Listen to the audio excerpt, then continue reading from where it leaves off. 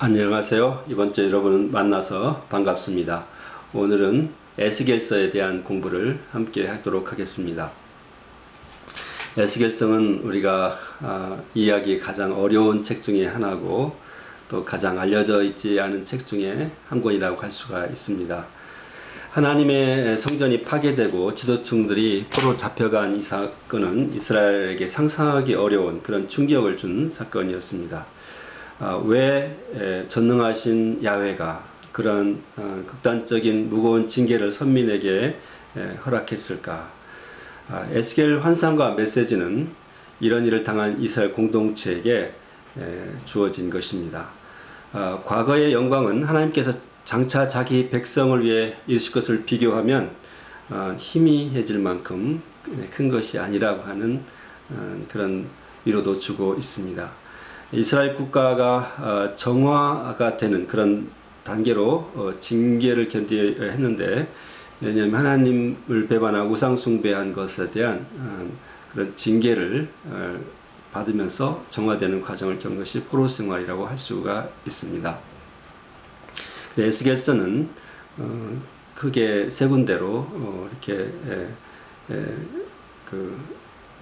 구분될 수가 있는데, 세부적으로 하면 1장, 7장, 또 8에서 11장, 또 12, 15장, 16장, 24장, 또 25장, 32장, 33장, 39장, 또 40장, 48장 이렇게 구분될 수가 있습니다. 또 에스겔서는 특별히 성령의 역할이 강조되고 있습니다. 또 야훼의 주권, 포로 잡혀간 그런 상황 속에서도 여전히 야훼가 온 세상의 주권자라는 사실을 강조합니다. 그래서 그런 걸 알리는 표현으로 내가 여호와인 줄 너희가 알리라라고 하는 후렴구가 반복되고, 또 그 저변에는 하나님의 주권과 인간의 책임이라고 하는 그런 신학적 주제를 부각시키고 있습니다. 에스겔은 환상과 상징이 많이 등장하는 구약의 묵시문학으로 불리며 매우 정교한 묘사와 전개가 있습니다. 이사야가 선민 이스라엘로 시작해서 인류 전체와 역사의 종말을 연결시킬 반면에 에스겔은 선민에 대한 야훼의 뜻을 밝히면서도 우주적 비밀에 대해서는 이야기하지 않습니다. 저자가 누구인가? 저자는 바로 에스겔로 알려져 있습니다. 에스겔은 포로 잡혀간 제사장의 가문으로 알려져 있는데, 그것은 그가 율법과 성전에 관한 용어를 많이 쓰고 있다는 데서도 알려집니다. 에스겔에 관한 언급은 질서정연하게 통일성 있게 주어진 흐름이 있습니다. 여호야긴 왕이 그 포로 잡혀간 지 5년 되던 해라고 하는데, 이것은 592년에 말합니다. 왜냐하면 605년에 느부갓네살이 이렇게 애국과 전투에 승리하고 돌아가는 길에 유다에 들려서 첫 포로를 잡아갔는데, 그것이 다니엘과 세 친구가 포함된 포로였고, 두 번째도 와서 귀족들을 잡아갔는데 거기에 에스겔이 포함되어 있던 것입니다. 그래서 에스겔과 그 여호야긴 왕은 함께 포로 잡혀갔기 때문에 여호야긴 왕 5년 되던 것은 592년을 말합니다. 에스겔은 결혼을 했고 아내와 같이 포로 잡혀갔으나 성경에 보면 에스겔이 예루살렘이 포위됐던 587년경에 갑자기 사망하였다고 기록합니다. 에스겔은 이제 포로 잡혀서 성전 봉사를 할 수 없었지만 성전에 관한 예언을 하도록 부름받은 선지자였습니다. 에스겔의 이름은 하나님이 강하게 하신다라는 뜻이 있고, 그만큼 그의 메시지를 전하는 그런 환경은 어려웠다고 볼 수가 있습니다. 에스겔이 이 상을 보았을 때 마음 상태에 관하여 진정으로 어떤 황홀경에 빠졌는가 아닌가라는 그런 논란이 있지만, 에스겔은 그런 의식은 분명하였습니다. 성경에서는 그리고 이 선지자들이 황홀경에 빠져서 정신을 잃은 그런 예는 거의 찾아볼 수가 없습니다. 우리 에스겔의 연대는 592년에 시작해서 570년 사이에 예약을 했다고 이렇게 분명 밝히기 때문에 연대가 분명합니다. 근데 에스겔서는 두 가지 달력, 즉 유대의 달력은 가을에, 그러니까 7월에 시작하는 신년부터 카운트를 하지 않고 이 바벨론의 신년이 시작되는, 봄의 신년이 시작되는 그 달력을 따르고 있다고 하는데 공감대가 있습니다. 그러니까 약간 유대 원력하고는 차이가 있습니다. 역사적 배경은 예레미야가 바벨론에게 유다가 멸망할 것을 선언했습니다. 그 첫째 운명이 605년이었고 그 다음에 597년에 다시 느부갓네살이 유다 백성을 포로 잡혀갔는데 성전을 약탈하고 보물을 탈취하고 많은 귀족을 바벨론으로 데려갔습니다. 그때가 에스겔도 같이 간 사건이고 그래서 570년까지 이렇게 계속됐고 바로 그 기간에 예루살렘 성전이 파괴되고 3차 바벨론 포로가 대대적으로 이루어졌습니다. 원독자는 원래 이제 유다에 남아있는 그런 이스라엘 백성도 되지만 바벨론에 포로로 잡혀가 있는 포로민들에게 주어진 것이라고 볼 수가 있습니다. 그래서 그 배경은 에스겔의 그런 문학적 활동의 추진력이 예루살렘 파괴 직후에 선언된 하나님 야훼로부터의 환상과 메시지를 받음으로 시작이 된 것입니다.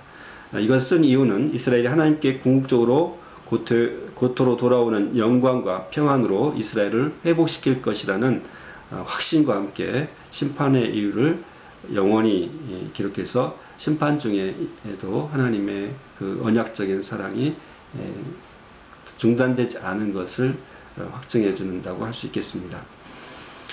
특별히 좀 에스겔서 관심을 가질 만한 논제는 묵시문학이라는 건데 에스겔의 메시지는 환상과 상징이 들어있고 역사의 종말을 향하고 있으므로 묵시적이라고 불립니다.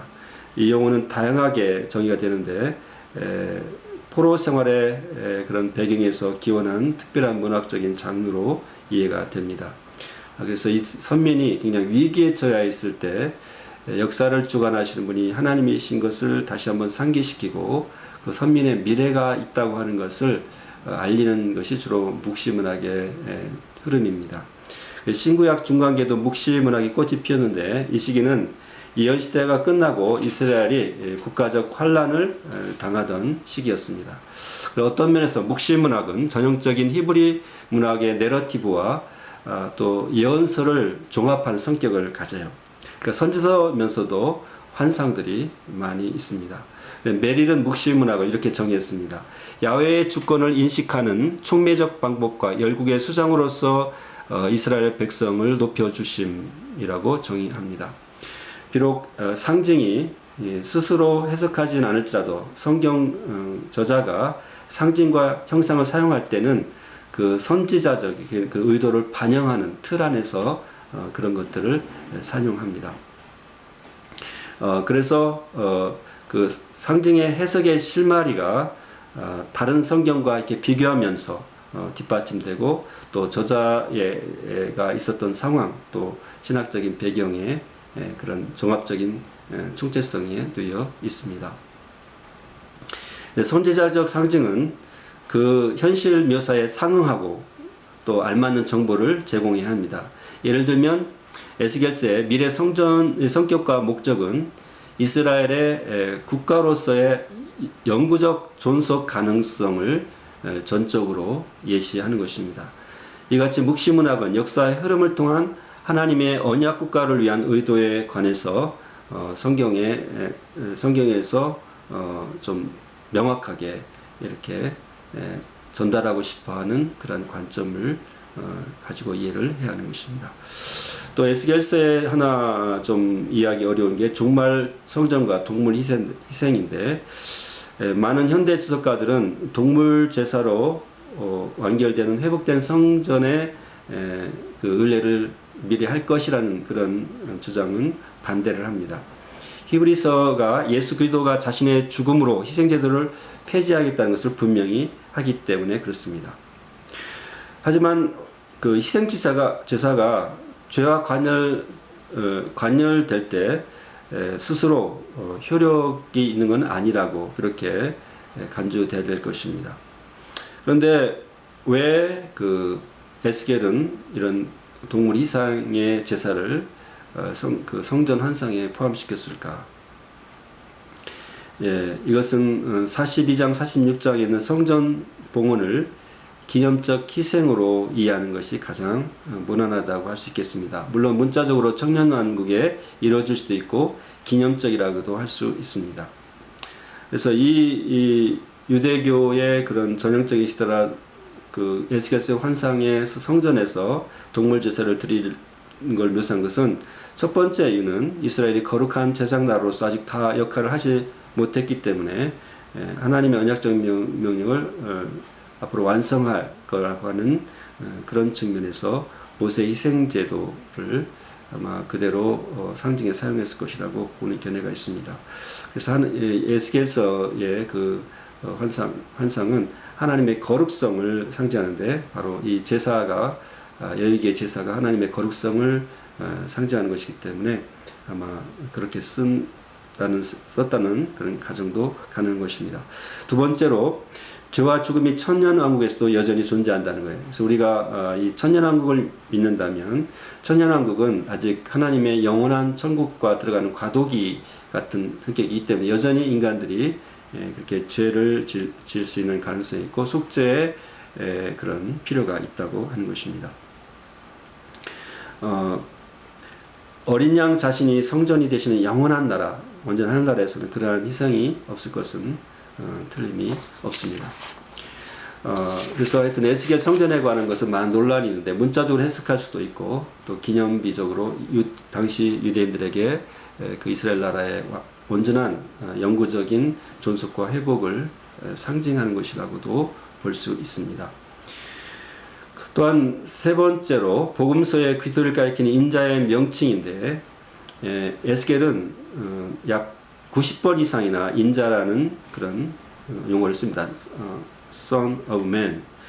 이것은 아마 에스겔이 선지자의 인간적인 약함과 그래서 성령에 의존해야 될 필요성을 강조한 것이 아닌가 그렇게 생각이 됩니다.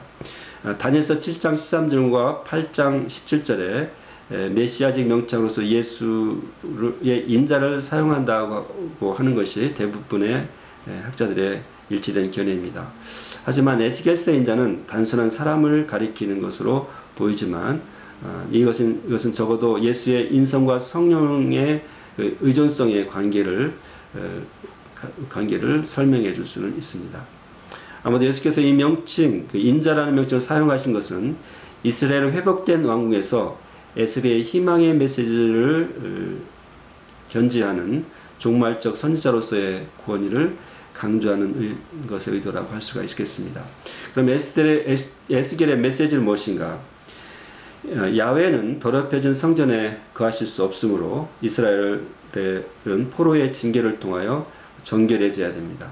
그 후에 이스라엘은 야훼가 그들 중에 영구히 거하실 처소로서 회복되고 갱신이 될 것입니다.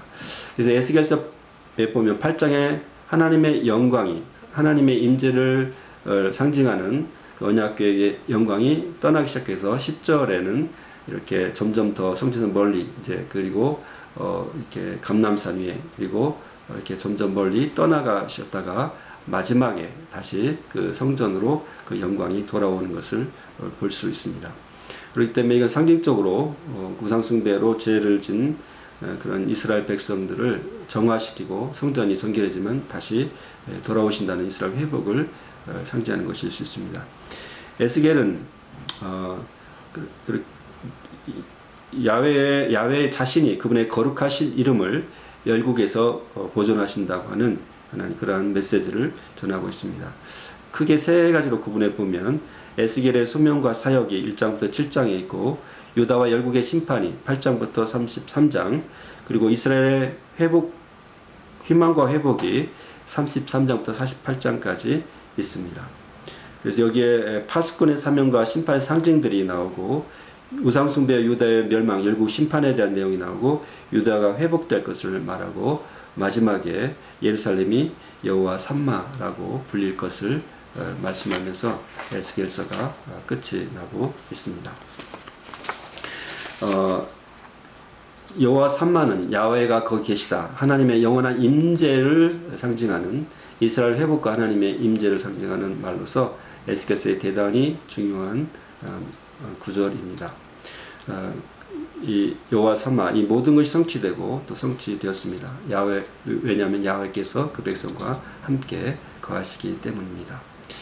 에스겔은 하나님께서 자기 백성 중에 거하시는 그런 조건에 대한 객관적인 증언을 하고 있습니다. 여호와 삼마, 여호와께서 계시기 위해서는 성결이 정결해야 되는 것입니다. 예루살렘 파괴와 70년 포로가 있음에도 에스겔의 결론적 환상은 이제 미래의 확신을 주고 이스라엘 백성이 포로 잡혀갔지만 그런 거기서도 희망을 잃지 않고 야훼를 섬기며 또 그 후손을 향한 아브라함 언약을 기억하고 크게 격려를 받기를 원하는 그런 메시지를 전달하고 있는 것입니다. 에스겔은 성전에서 흘러나온 물이 이렇게 온 세상을 이렇게 회복시키는 그런 환상을 보여주는데 말세에 우리 천년왕국에서 메시아의 축복으로 온 세상이 회복될 것을 상징하는 그런 환상이 들어있기도 합니다. 네, 감사합니다.